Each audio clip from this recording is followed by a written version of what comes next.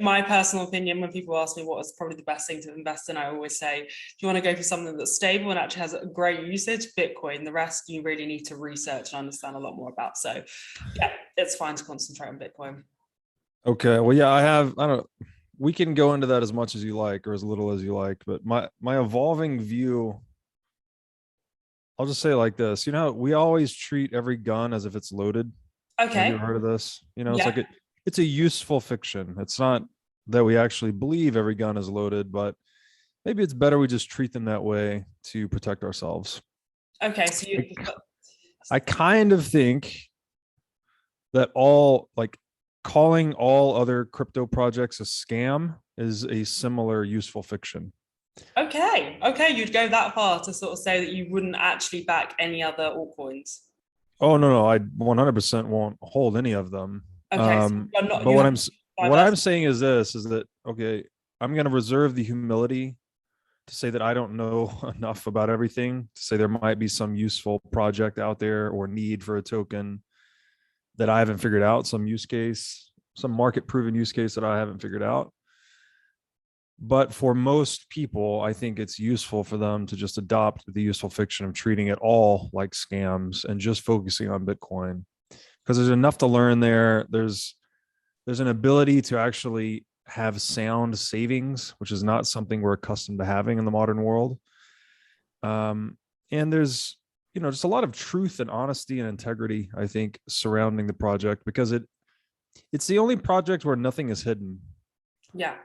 There's nothing hidden about it. There's no asymmetry. There's no informational asymmetry. Do you Everyone's find that just with the other playing. projects? Do you find that with like a lot of the altcoins that there's things that they're not quite saying?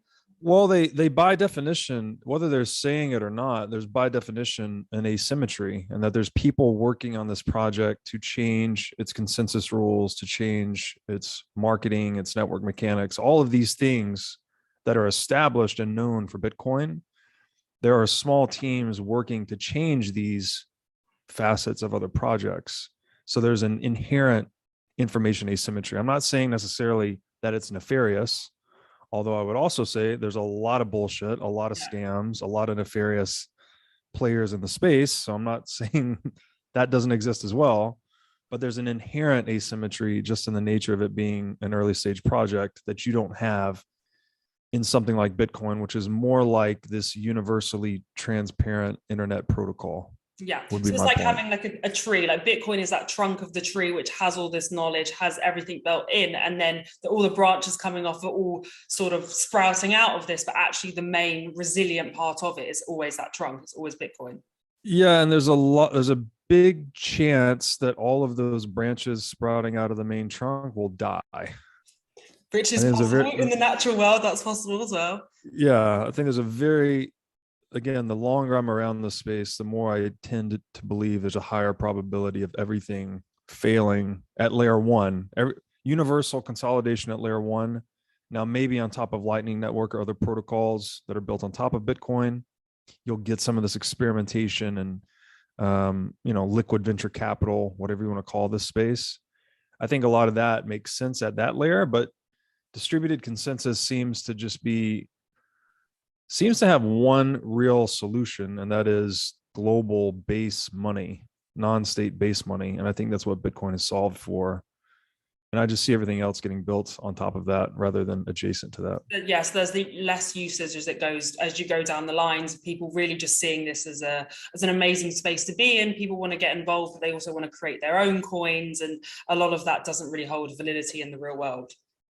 Yeah, so and this is where you can take a page out of the history of money, and you'll notice real quick, if you study the history of money, everyone that has ever found the ability to print money, I'll say found, it's also like been taken and coerced and all these different things, but anyone who's established for themselves an ability to print money has wholly given in to the temptation to print money. It's like this irresistible human urge. Of course, yeah. And we all know if you just stop with yourself in one moment and really consider if you had a money printing machine on your desk, like, of course you would use that Yes, thing, of course. right? You would run it until it broke, as would every human. So it's somewhat intuitive, I think, in that respect. But this latest manifestation of people starting shit coins and projects and, blah, blah, blah. I think it's just another, uh, it's that impulse basically writ in the modern age. So the same reason we have central banks, Yeah. And they which arrogate themselves the legal monopoly to print money ad infinitum and steal from everyone else. yeah. It's that same impulse that's behind a lot of these shitcoin projects.